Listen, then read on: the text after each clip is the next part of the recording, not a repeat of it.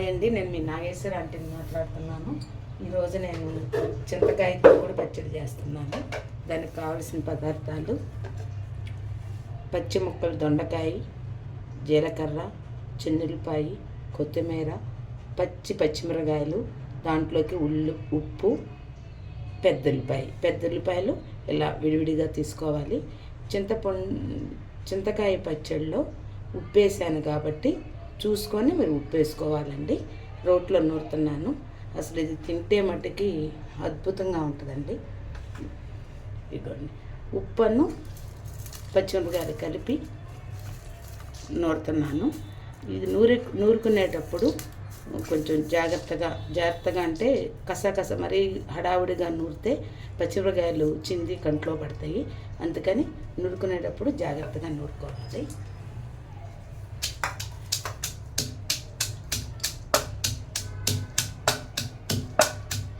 ఇదిగోండి, చింతనే చూసారా, చాలా బాగుంటుందండి. ఇది అంటే అన్నీ బాగుంటాయి కానీ ఇది వెనకడదండి. మా నాయనమ్మ చక్కగా నూరేది. అప్పట్లో తిరగమాత కూడా వేసేది కాదు మా నాయనమ్మ. ఇప్పుడు తిరగమాత వేస్తున్నాం, కొంచెం ఇంగు వేసి.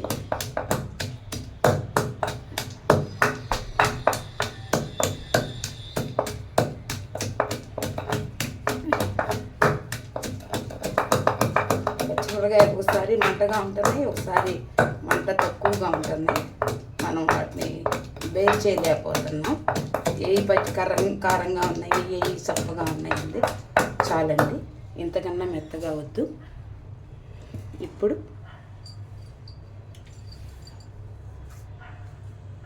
చిన్నులపాయ, జీలకర్ర మంచి బెస్ట్ ఫ్రెండ్స్ అండి. ఆ రెండు ఏ కూరల్లో అయినా రెండు కలిపే వేస్తాం ఎక్కువ. అందుకని నేను ఫ్రెండ్స్ అన్నాను. మంచి ఫ్రెండ్స్, ప్రాణ స్నేహితులు అన్నమాట.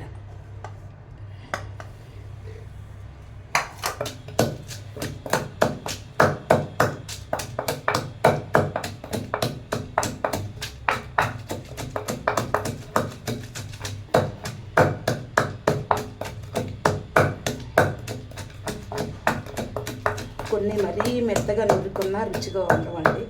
కొంచెం తక్కువగానే నూరుకోవాలి. పచ్చిమిరపకాయ, జీలకర్ర, చిన్నులపాయ, ఉప్పు అయిపోయింది. ఇప్పుడు కొత్తిమీర,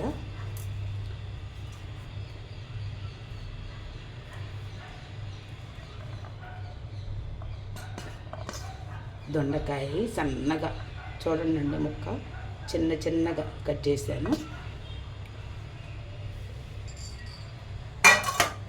సమ్మర్లో పచ్చింతకాయలు వస్తాయి కదండి, అప్పుడు నేను తొక్కుని పెట్టుకుంటాను. చాలా 2-3 సంవత్సరాలు నిలవ ఉంటుంది. అది బాలింతలకు కూడా పెడతారు. ఇది మట్టి మీరు తిని చూడాలండి, తింటే దాని రుచి తెలుస్తుంది మీకు. ఎక్కువ తొక్కొద్దండి దొండకాయ ముక్కలు కూడా. ఇప్పుడు చింతకాయ పచ్చడి.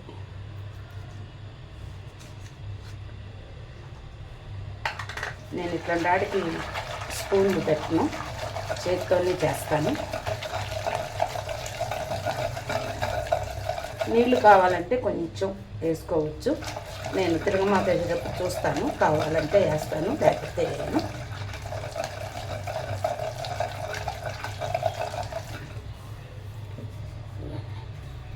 అయిపోయింది. చింతకాయలు వచ్చేటప్పుడు మట్టికి 2 మనుషులు ఉన్న 1 కేజీ చింతకాయలు తొక్కొని పెట్టుకుంటే ఎన్నిటికో ఉపయోగపడిద్దండి.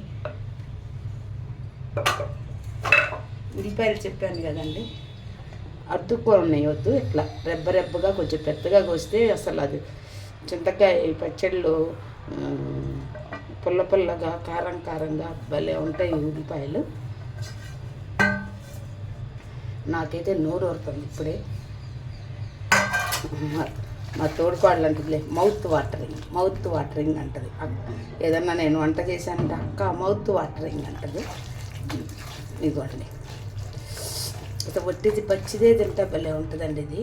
కానీ తిరగమాత వేస్తాను కొంచెం. నాకు అంకుల్కి అయితే అవసరం లేదు. అమ్మ ఉంది కదా, అమ్మ వెనకటి అయితే కనుక కొంచెం ఇష్టంగా తింటుంది పాపం. అందుకని కొంచెం ఒక కూర మట్టుకి తనకు వాలుగా చేస్తాను. మేమైనా ఫ్రైస్ తినము, అమ్మాయినా ఫ్రైస్ తింటుంది. ఇంకా ఏముందిలేండి, పెద్దవాళ్ళు అయిపోయారు కదా అన్న ఉద్దేశంతో చేసేస్తాను. ఇగో ఇక్కడ ఇది ఇట్లా ఉంది కదా, ఇది తీసేస్తారు, అదొక్కటి మిగిలింది.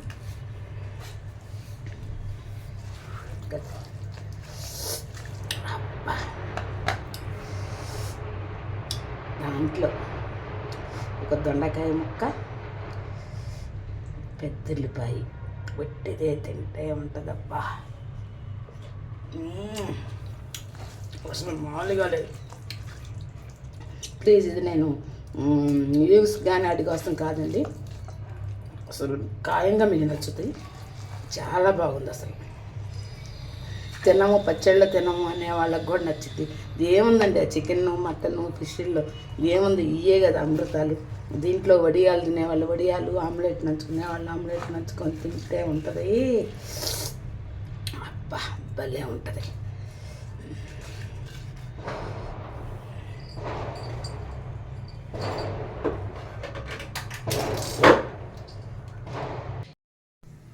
ఎండుమిరపకాయ వేసుకున్నానండి. అది కొంచెం వేగినాక కొంచెం పచ్చెనగపప్పు, జీలకర్ర, ఆవాలు, జీలకర్ర. నేను జీలకర్ర ఎక్కువ వాడతానండి. కొంచెం ఎండుమిరపకాయల్లో గింజలు ఉంటాయి కదా, పక్క తీసి పెట్టుకుంటాను నేను. అవి చిన్నుల్లిపాయ, వెల్లుల్లిపాయ,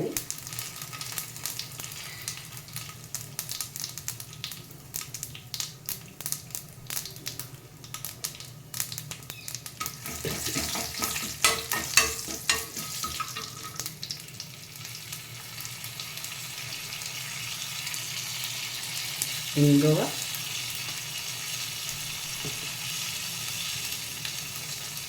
కరివేపాకు,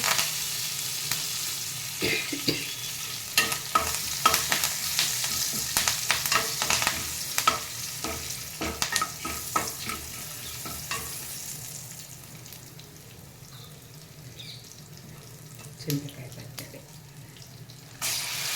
మనకి ఏమి తినబుద్ధి కాదు కదండి కొనేటప్పుడు, అట్లాంటప్పుడు అసలు ఇది మామూలుగా కాదండి, కొంచెం తిందామంటే మరీ తినకపోతే ఆరోగ్యం పాడైంది అనుకొని కూర్చుంటే నిజంగానే చాలా ఎక్కువ తినేస్తాను.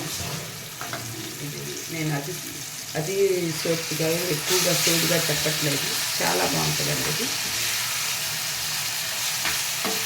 పసిపిల్లలకు కూడా పెట్టచ్చు. ఇది కొంచెం కారం తక్కువగా తీసుకొని నెయ్యి వేసి పెట్టచ్చు, చాలా బాగుంటుంది. పిల్లలు కూడా ఇష్టపడతారు దీన్ని.